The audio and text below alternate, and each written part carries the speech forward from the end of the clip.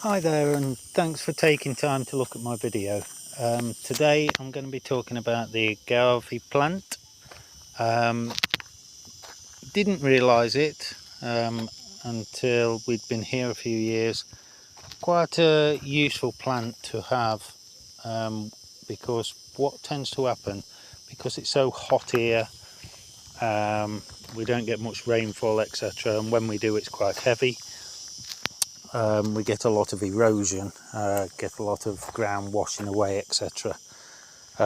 Something the agave can be used for, and is used quite a lot, I think, by a lot of Spanish and Campo people in the Campo, is for retaining the soil back.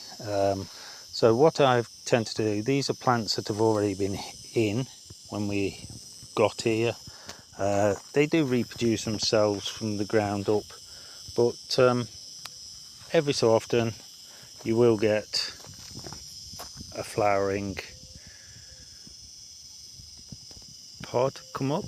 This it's also known, I think, as the century plant, because it flowers once in 100 years or something like that.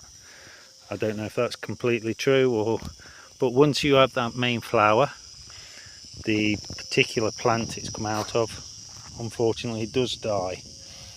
Something on previous accounts that I've noticed is they flower, and if you do not do anything with them, the flowers will turn out into little cuttings, little tiny plants, which then blow off in the wind. What I've tended to do, what I recently did, I had one previous one here that you can see I've cut up. What I did, I harvested the cuttings, and off one flowering stem I've got 500 cuttings. What I'm going to use these for is to obviously place strategically around my land in areas of, deterioration, where I want the banks to hold back, etc. I'm going to use them for that. So I will now show you a few cuttings that's been done.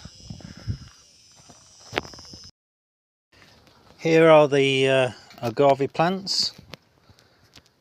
These are approximately 2 to 3 months old, planted in some of my own compost that I'm trying to make from mature horse manure, etc., that I'm breaking down to use for seedlings for my vegetable plot, etc.